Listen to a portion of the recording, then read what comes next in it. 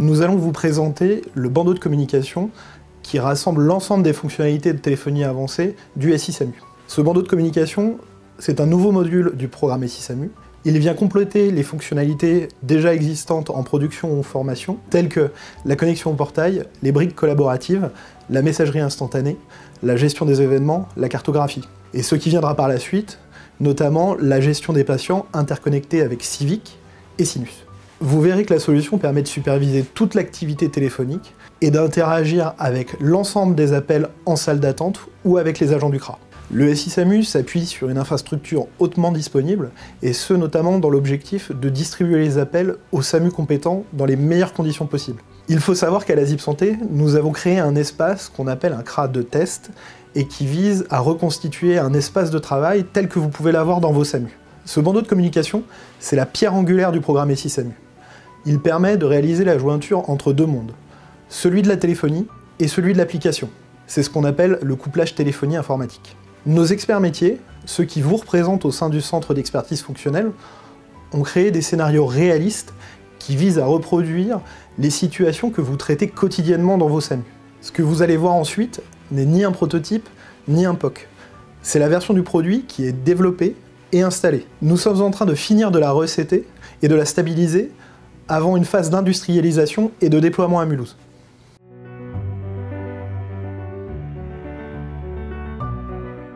Sébastien est assistant de régulation médicale et vient de se connecter sur le SI-SAMU. Il a choisi le groupe de traitement d'appel des flux grand public, il est ARM 15. Vous le voyez en haut à gauche. Quand il se connecte, il est bien sûr en retrait, sans distribution téléphonique, ce qui lui permet de prendre connaissance du contexte de travail de l'activité en cours. Alors sur l'écran, les 3 premières lignes sont réservées pour afficher les agents connectés. Vous voyez qu'ils sont triés par ordre alphabétique et par fonction.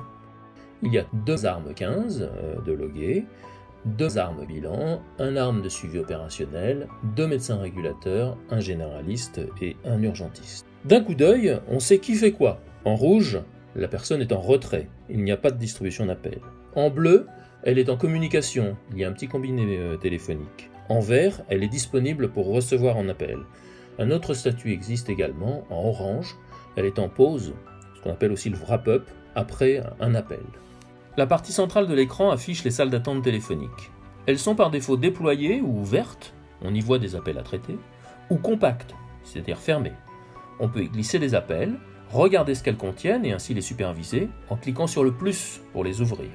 En bas de l'écran, on voit à gauche la zone où va se trouver l'appel en cours et à droite des boutons pour y faire des actions.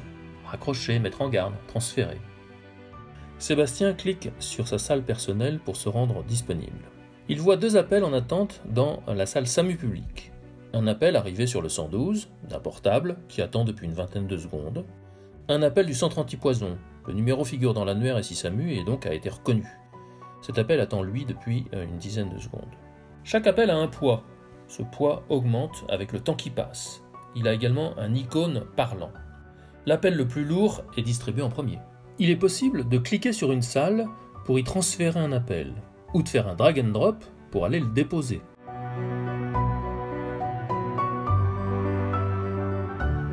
Observons maintenant Cyril.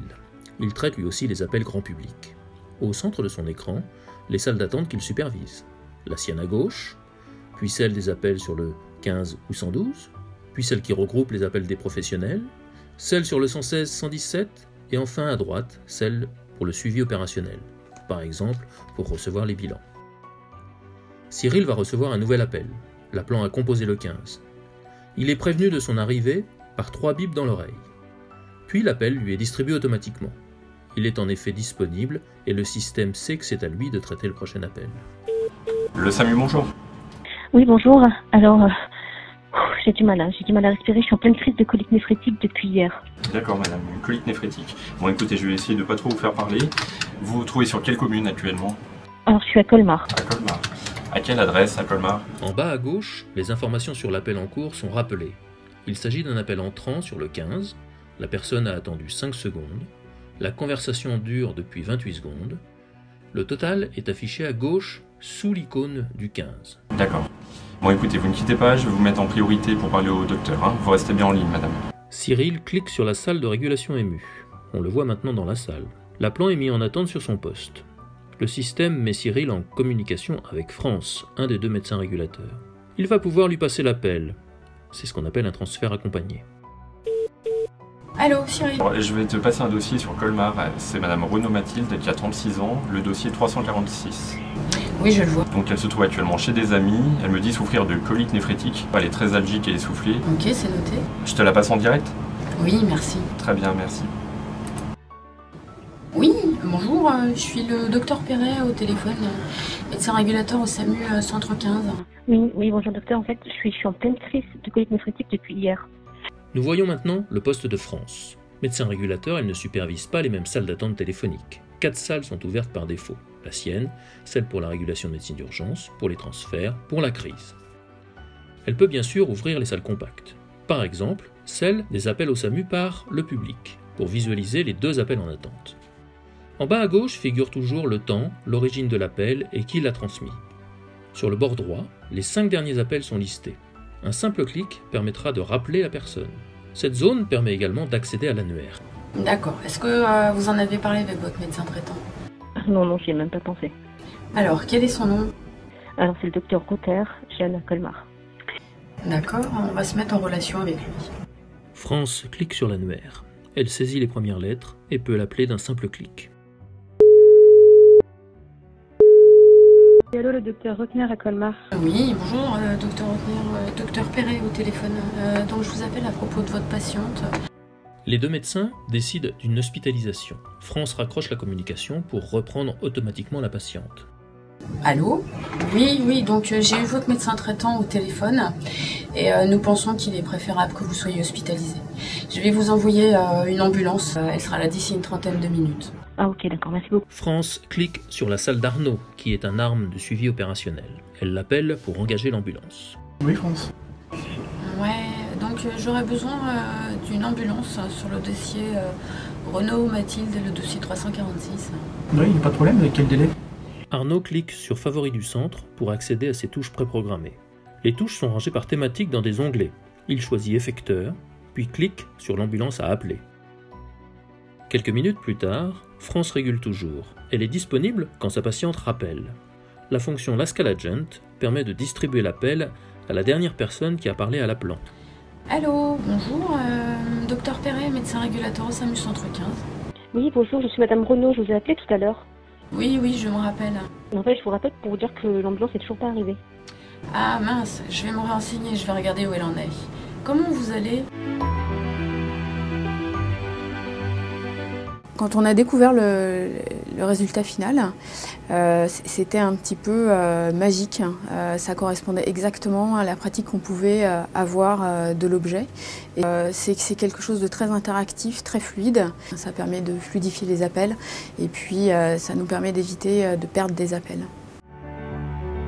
Pour une urgence vitale, composez dièse. Vous êtes un professionnel. Un serveur vocal est disponible. Il est actif en cas d'attente. Par exemple, il permet à l'appelant de signaler une éventuelle urgence vitale.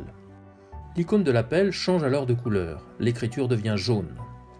Sébastien, assistant de régulation médicale, vient de finir de traiter un appel.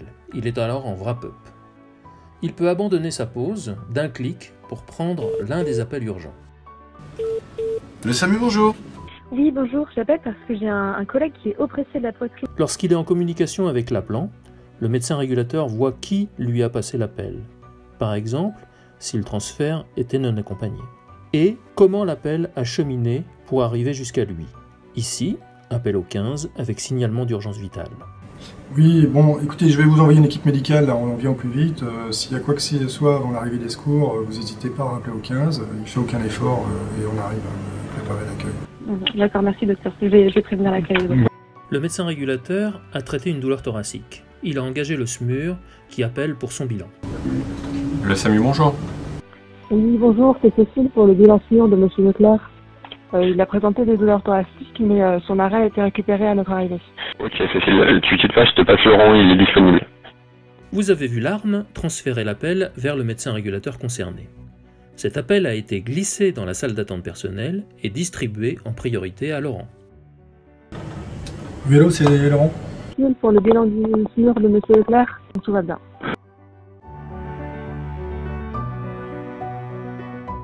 qu'il est beaucoup plus facile d'emploi et il est plus ergonomique que ce qu'on a à l'heure actuelle. Il n'y a pas de formation spécifique, vous vous mettez devant l'écran, même si on ne vous a jamais expliqué comment ça marchait, en 10 secondes, vous trouvez le mode d'emploi. Donc le temps médical étant ce qu'il est, une formation sur de la téléphonie, si vous mettez 1h30, il n'y a personne qui a envie de perdre 1h30 à apprendre ça.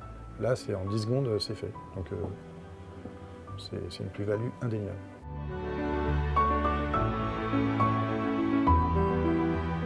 Le système surveille les appels mis en salle d'attente, par exemple par un arme en attendant la régulation médicale. Restez en ligne, je vous mets en relation avec un médecin, madame. Oui, merci. Arnaud glisse alors l'appel dans la salle d'attente des médecins régulateurs. Dans cet exemple, après avoir attendu 26 secondes, la patiente a raccroché à 11h12. Au survol, je constate qu'elle a été mise en attente par Arnaud et que c'est la 17e fois aujourd'hui qu'elle appelle. En cliquant sur la vignette de l'appel abandonné, Arnaud peut rappeler la patiente.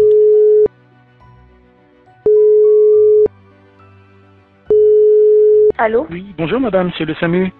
Oui. Vous nous avez appelé tout à l'heure, madame Dupasquier. Bah oui, j'ai raccroché, c'était trop long. D'accord, donc là j'ai un médecin qui est disponible. Restez bien en ligne, madame. Arnaud a pu transmettre l'appel à un médecin. Il clôture maintenant l'alerte du bandeau. C'est assez intuitif comme bandeau, il n'y a pas forcément besoin d'apprendre. C'est la première fois que j'utilisais et ça se fait assez bien. Ouais, le gain de temps est vraiment pour moi et pas me retrouver bloqué avec des lignes et pouvoir les passer directement dans une salle d'attente d'un médecin, c'est tout, quoi.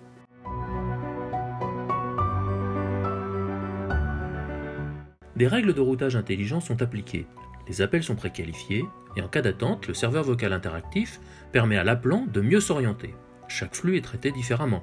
15, 112, permanence des soins ambulatoires, appel pour bilan. Vous avez vu que les appels sont présentés sous forme de vignettes et icônes. Les icônes symbolisent le type d'appel et l'urgence déclarée par l'appelant.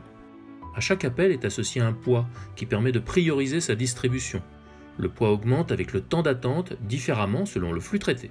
Les règles de débordement sont configurées pour permettre à un appel de changer de flux, en l'absence d'agent pour le traiter, ou si l'attente prévisible est trop importante.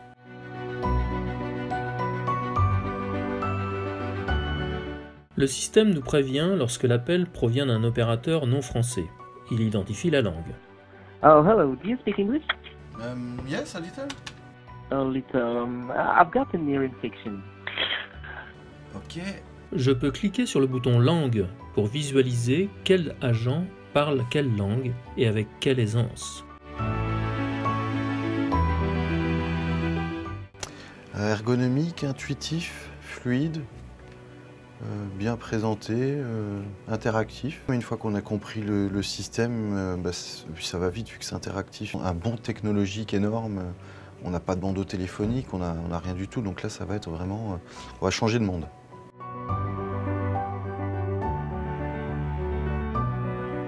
Le bandeau de communication facilite la compréhension des actions à réaliser. Ici, le médecin régulateur utilise les favoris du CRA pour appeler le centre antipoison. Il met alors l'appelant en attente, puis réalise une conférence à 3 grâce au bandeau inférieur ou avec son téléphone. La conférence est visible en bas à gauche. Pour une interconnexion, tapez 1. Pour une information, tapez 3. Le serveur vocal interactif est utilisé pour prioriser certains appels des pompiers. La demande d'interconnexion peut être signalée par l'appui sur le 1. Une chaîne apparaît alors à côté de l'icône du 18. Le SAMU, bonjour. Oui, Sébastien, c'est Théo, CTA. Oui, Théo. Écoute, on va faire une intercom, si tu veux bien, avec Ribeauvillé, Madame Pichon. Là, c'est une autre approche, une vision différente de voir l'entrée des appels, de les décrocher, de pouvoir les faire du drag and drop, les passer d'une salle à l'autre. C'est bénéfique pour notre activité, ça permet d'avoir un transfert des appels qui soit plus fluide, plus simple et plus efficace.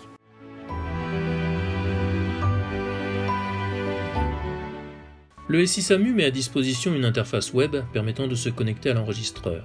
Selon les autorisations accordées par l'administrateur du CRA, il est possible de rechercher une communication sur une période donnée, les 15 dernières minutes par exemple, à partir d'un numéro de téléphone ayant appelé le CRA, ou pour un agent donné. L'enregistrement peut être réécouté, par exemple, pour préciser une adresse mal entendue. Le SAMU, bonjour. Oui, bonjour, j'appelle parce que j'ai un collègue qui est oppressé de la poitrine et de la mâchoire. Il ne se sent vraiment pas très bien. Alors, je vais faire un dossier tout de suite. Les utilisateurs habilités ont également la possibilité d'exporter les enregistrements.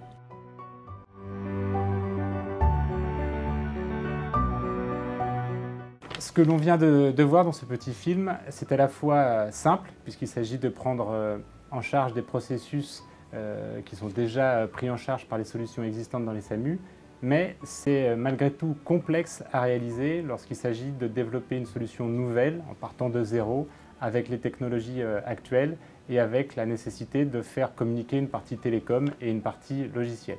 Aucun système de téléphonie avancée existant n'intègre autant de fonctionnalités ni de traitement fin que celui que vous venez de voir dans le film.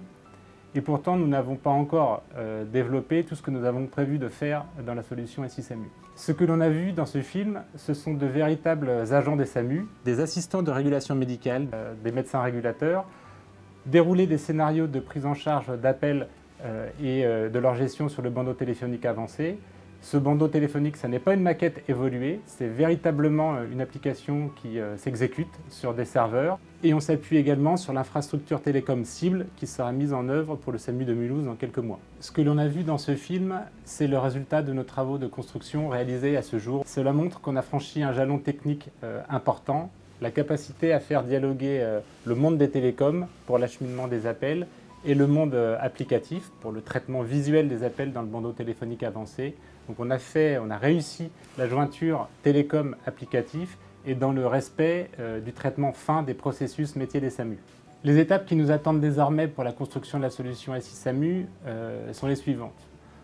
On doit rendre cette solution industrielle, on doit la rendre robuste, on doit la rendre fiable au niveau de qualité de service qui est légitimement attendu par les SAMU pour le traitement de patients qui sont potentiellement en situation de détresse vitale. Et notre deuxième objectif, à court terme désormais, c'est le déploiement de cette solution dans le SAMU de Mulhouse à l'horizon de novembre 2019. Au-delà de ces deux étapes majeures que nous avons à franchir dans les prochains mois, nous allons concentrer nos efforts sur le développement de la solution du logiciel de régulation médicale que nous allons construire par paliers successifs, par incréments, pour apporter à chaque fois un peu plus de valeur à un nombre de plus en plus important de SAMU.